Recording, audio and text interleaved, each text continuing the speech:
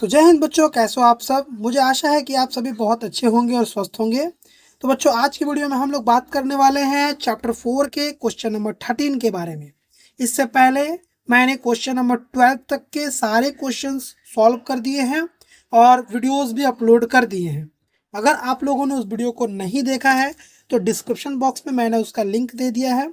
आप लोग जरूर उस वीडियो को देखें और सीखें, और इस वीडियो को अपने उस कमज़ोर दोस्त के पास भेजिए जो कि मैथ्स में बहुत कमज़ोर है, और उसे एक ऐसे वीडियोस की दरकार है जो कि जहां से वो मैथ्स को समझ सके और अपने कॉपी में सीख सके, जिससे उसके परीक्षा में अच्छे अंक प्राप्त हो। ठीक है ना। तो अपने दोस्त की मदद करने के लिए जरूर इस वीडियो को वहां पर भेज दीजिएगा ताकि वह भी इस वीडियो को देखे, और चेष्टा कीजिए कि आप सीख कर अपने मित्रों की मदद करें, उनको खुद सिखाएं ताकि वह अच्छे नंबर प्राप्त कर पाए।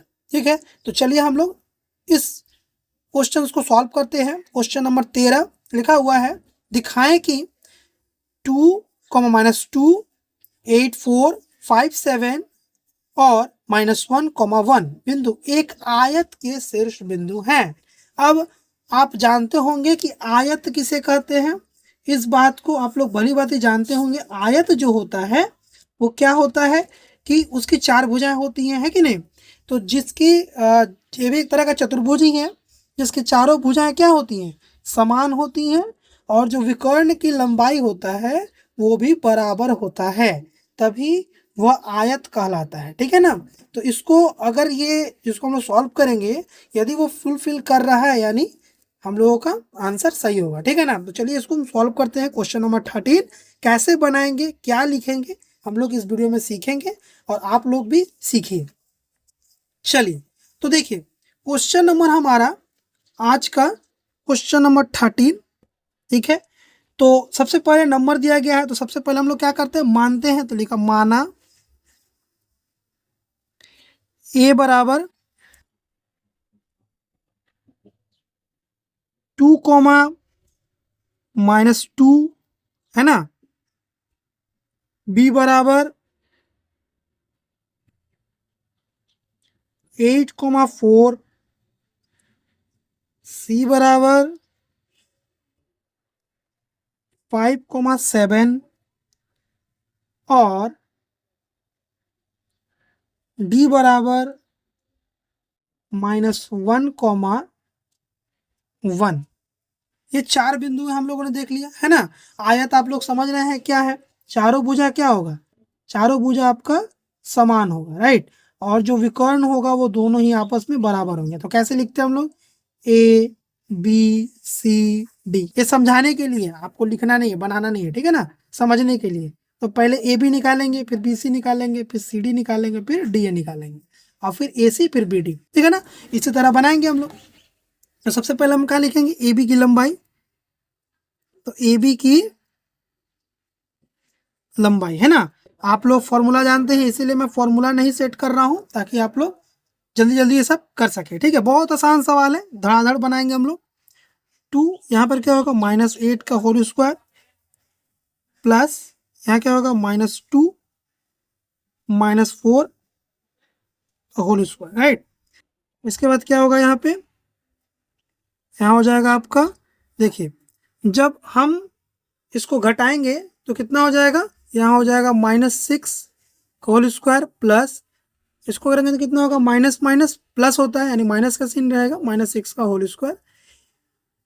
तो ये आपका आ जाएगा 36 + 36। इन दोनों को जोड़ेंगे तो कितना आ जाएगा, 72। तो कितना आया हमारा, 72 इकाई, यानी ए बी की लंबाई कितना है, 72 इकाई, राइट। इसी प्रकार हम लोग जो है बी सी के बराबर निकालेंगे, बी सी भुजा की लंबाई निकालेंगे। ठीक है। ओ, शायद मैंने गलत बोल दिया आपको। अच्छा, आयत, आयत में एक ये गलत हो गया है, ठीक है ना। आयत का जो परिभाषा होता है, क्या होता है कि इसमें आमने सामने की भुजा जो होती है वो बराबर होती है। ठीक है, आमने सामने की भुजा बराबर होती है और विकर्ण जो होता है वो बराबर होता है। ठीक है, मुझसे गलती हो गया यहाँ पर। आयत में याद रखिएगा, आमने सामने की भुजा बराबर होती है और विकर्ण जो होता है वो बराबर होता है। ठीक है, अब इसके बाद ए बी हम लोग निकाल लिया। इसके बाद हम निकालेंगे BC। ठीक है, तो BC की लंबाई निकालते हैं। BC कितना आएगा देखिए, BC की लंबाई। ठीक है, तो BC की लंबाई, BC का मान बैठाते हैं पहले। क्या होगा यहाँ पे 8 - 5 का होल स्क्वायर प्लस 4 - 7 का होल स्क्वायर करेंगे तो कितना आ जाएगा। अब देखिए यहाँ हो जाएगा 3 का होल स्क्वायर प्लस यहाँ हो जाएगा -3 का होल स्क्वायर। तो इधर हो जाएगा आपका 9 प्लस इधर भी हो जाएगा आपका 9। तो 9 9 कितना होता है 18 ही। ठीक है, तो BC की लंबाई कितना आ गया 18 इकाई आ गया हमारा। ठीक है, इसके बाद हम लोग सीधे चलते हैं। देखिए यहाँ पर AB हो गया, BC हो गया, CD ना। अब लोग निकालेंगे CD। तो CD की लंबाई, CD की लंबाई मान बैठाते हैं पहले। CD क्या होगा यहाँ पर, यहाँ होगा 5 + 1 का होल स्क्वायर प्लस 7 - 1 का होल स्क्वायर। इसको सॉल्व करेंगे तो क्या होगा, इधर हो जाएगा 6 होल स्क्वायर प्लस इधर हो जाएगा 6 का होल स्क्वायर। हो जाएगा इधर 36 प्लस 36। आंसर आएगा 36 को 36 से प्लस करने में कितना 72 इकाई। ठीक है, इससे पता चल गया कि AB का जो मान है CD का भी क्या है वही मान होगा। तो इसके बाद हम लोग क्या निकालेंगे DA। राइट, लिखेंगे DA की लंबाई। DA की लंबाई, DA कितना है मान बैठाते हैं DA की लंबाई का। क्या होगा यहाँ पे -1 - 2 का होल स्क्वायर प्लस 1 + 2 का होल स्क्वायर बराबर यहाँ हो जाएगा -3 का होल स्क्वायर प्लस यहाँ हो जाएगा 3 का होल स्क्वायर। तो -3 का होल स्क्वायर होता है 9 प्लस 3 होता है 9। हम लोग जोड़ेंगे तो आएगा 18। ठीक, DA की लंबाई कितना आ गई 18। राइट, उसके बाद हम निकालेंगे AC की लंबाई। लिखेंगे AC की लंबाई, है ना। AC की लंबाई निकालेंगे, मान बिठाएंगे तो क्या होगा 2 - 5 का whole square plus -2 whole square. ठीक है, तो इधर कितना हो जाएगा, इधर हो जाएगा -3 का whole square plus minus minus होता है प्लस, 9 और 2 होता है 7 यानी -9 का होल स्क्वायर। करेंगे तो आएगा 9, इसको करें 9 का कितना होता है 81। तो जोड़ेंगे तो कितना हो जाएगा 90, 90 इकाई। ठीक है ना। तो AC का मान कितना आ गया हमारा 90। इसके बाद क्या है हमारा BD। लिखेंगे BD की लंबाई, मान बिठाते हैं। क्या होगा 8 + 1 का होल स्क्वायर प्लस 4 - 1 का होल स्क्वायर। तो सॉल्व करेंगे तो हमारा आएगा, यहाँ होगा 9 का स्क्वायर प्लस इधर हो जाएगा 3 का स्क्वायर, 81 + 9, फिर होगा यहाँ पे 90 इकाई। तो इससे क्या पता चला कि भाई साहब ये एक सही में आयत ही है ना। क्या इसके आमने सामने की भुजा बराबर है और विकर्ण दोनों के बराबर है। ठीक है ना। तो इसको हम लोग लिखेंगे कैसे, हम लोग लिखेंगे कि चूंकि AB बराबर है CD का और BC बराबर है DA का, ठीक है ना, और विकर्ण जो है हमारा AC बराबर है BD, ठीक है ना। इसलिए ABCD एक क्या है, आयत क्षेत्र है, आयत क्षेत्र है। और इसके बाद हम लोग जो सवाल है उसको उतार देते हैं, क्या लिखेंगे, 2, -2, 8, 4, 5, 7 और -1, 1 बिंदुएं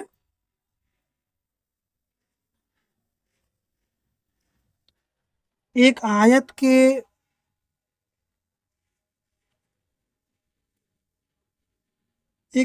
के शीर्ष बिंदुएं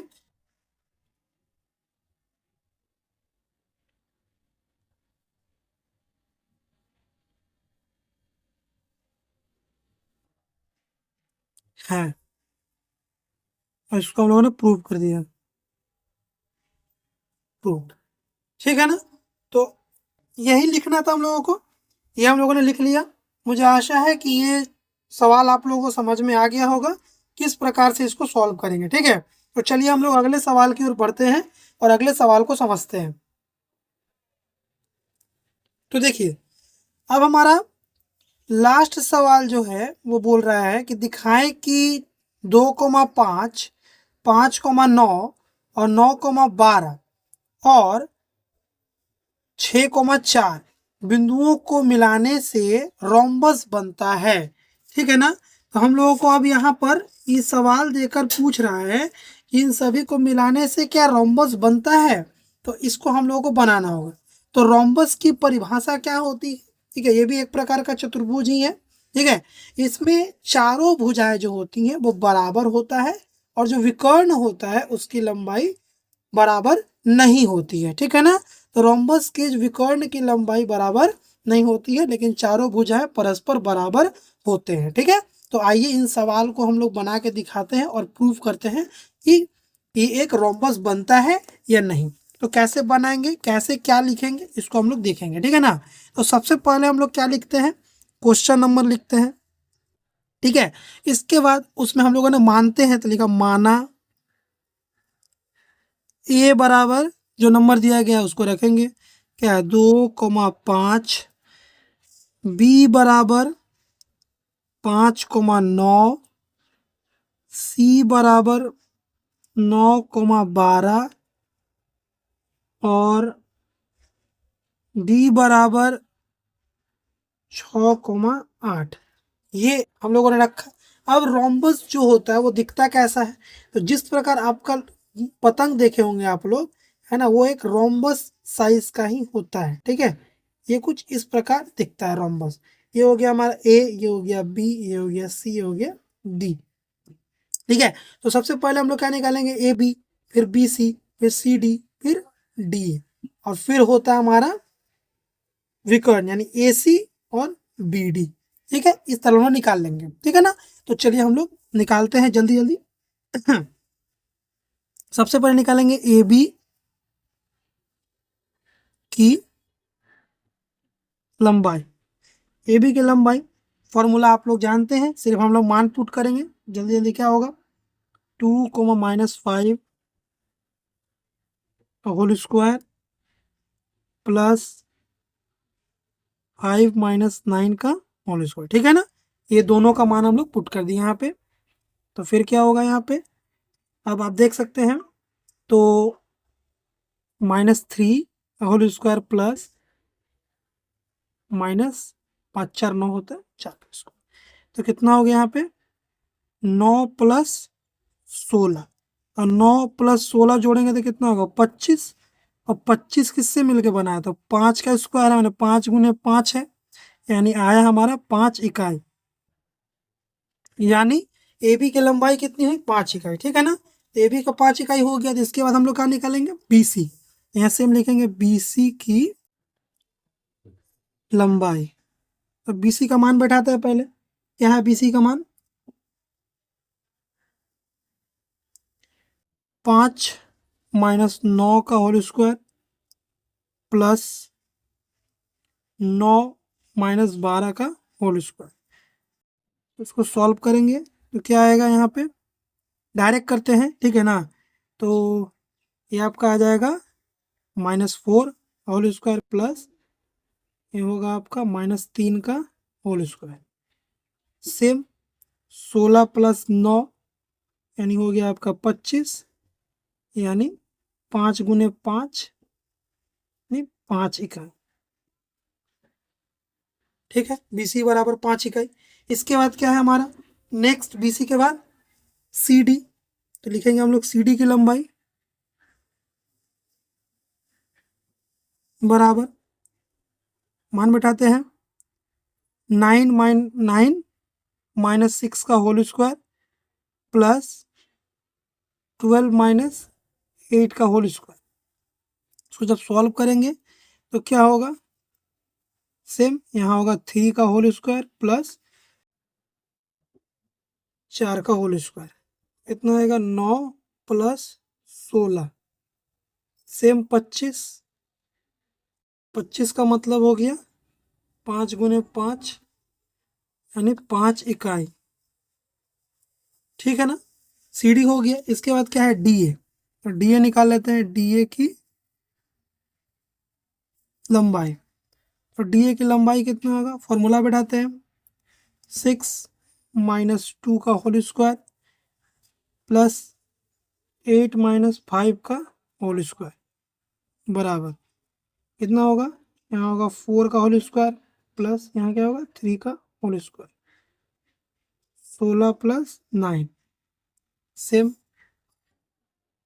25, 5 × 5 इसका मतलब 5 इकाई, ठीक है ना। तो हम लोगों ने चारों भुजाओं की लंबाई निकाल ली। चारों भुजाओं की लंबाई निकालने के पश्चात अब हम लोग विकर्ण की लंबाई निकालेंगे। तो विकर्ण की लंबाई क्या है हमारे पास, विकर्ण है हमारा DA और AC, है ना। सॉरी, तो DA हम लोगों ने निकाल लिया ना यहाँ पे, AB BC CD DA। अब हम लोग निकालेंगे AC और फिर BD, ठीक है ना। तो AC की लंबाई कितना होगा निकालते हैं हम लोग। तो सबसे पहले हम लिखेंगे AC की लंबाई, ठीक है ना। तो AC की लंबाई निकालते हैं। तो AC बराबर कितना होगा देखिए, यहाँ हो जाएगा 2 - 9 का होल स्क्वायर प्लस 5 - 12 का होल स्क्वायर बराबर, इधर हो जाएगा आपका -7 का स्क्वायर, इधर हो जाएगा आपका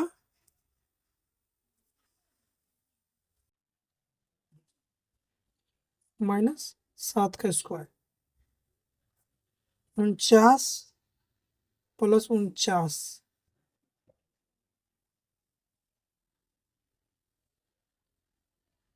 हो जाएगा आपका 98 इकाई, ठीक है।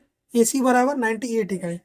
अब देखिए इधर हम बना रहे हैं, नहीं AC का लंबाई निकालिए ना। अब हमको क्या बनाना है, अब हमको निकालना है AC हो गया BD। यहाँ पर हम लिखते हैं BD की लंबाई, ठीक है। आप लोग नीचे लिखिएगा, यहाँ पे हम लोग कर दे रहे हैं BD की लंबाई, रूट में रखते हैं, ठीक है। क्या होगा BD की लंबाई बराबर, अब B जो है, B का मान क्या है यहाँ पर देखिए ध्यान से, ये है हमारा B और ये हमारा D, है ना। तो यहाँ क्या हो जाएगा 5 - 6 का होल स्क्वायर प्लस 9 - 8 का होल स्क्वायर। तो इधर कितना हुआ देखिए, 6 में से 5 गया, 1 का होल स्क्वायर -1 का होल स्क्वायर प्लस यहाँ क्या हुआ 1 का होल स्क्वायर। तो 1 का स्क्वायर 1 ही होता है और इधर भी 1 ही होता है, तो क्या होगा 1 1 √2, 2 इकाई आया हमारा, BD बराबर 2 इकाई। तो इससे हम लोग क्या पता चल रहा है कि देखिए AB 5 इकाई, BC 5 इकाई, CD 5 इकाई, DA 5 इकाई और AC 98 इकाई और BD 2 इकाई। इसका मतलब AB का जो मान है BC का मान वही है, CD का मान वही है और DA का मान भी वही है, लेकिन AC का जो मान है BD के मान के बराबर नहीं है। दैट मीन्स इसको हम लोग लिखेंगे यहाँ पर, चूंकि AB बराबर BC, AB बराबर BC बराबर CD बराबर DA, सभी भुजा आपस में बराबर है और विकर्ण AC बराबर नहीं है किसका, तो BD का। ये हम लोग लिख दिया, लिखेंगे अतः ABCD एक क्या है, तो रोम्बस है।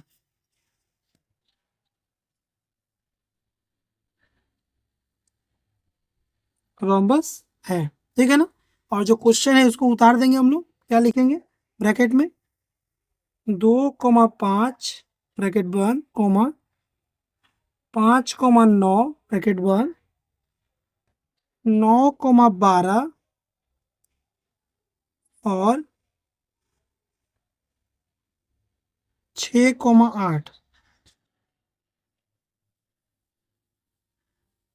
बिंदुओं को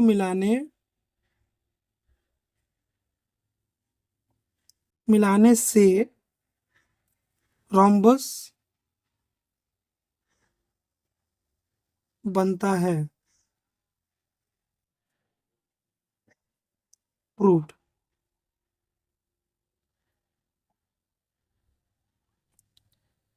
ठीक है, तो इस प्रकार देखिए हम लोगों ने क्वेश्चन नंबर 14 को भी सॉल्व कर लिया। ठीक है, इसी प्रकार से ये सभी क्वेश्चंस बनेंगे। तो जितने भी बड़े बड़े क्वेश्चंस थे उसको हम लोगों ने यहाँ पर सॉल्व कर लिया। ठीक है, इसके बाद MCQs की बारी आती है, तो MCQ हम लोग सॉल्व करेंगे। तो मुझे आशा है कि इन सभी क्वेश्चंस को आप लोगों ने भली भांति समझ लिया होगा। परीक्षा में यदि आपसे एक क्वेश्चन पूछता है तो आप लोग आराम से उत्तर दे पाएंगे। ठीक है ना। तो इस वीडियो को अपने उन कमजोर दोस्तों के पास भेजिएगा जिन्हें मैथ से डर लगता है। ठीक है ना, ताकि वो अच्छे तरीके से इस वीडियो को समझ सके। मिलते हैं अपने नेक्स्ट वीडियो में, जहां हम लोग MCQs के क्वेश्चन आंसर को कैसे सॉल्व किया जाएगा वो बताएंगे। ठीक है, जय हिंद, जय भारत।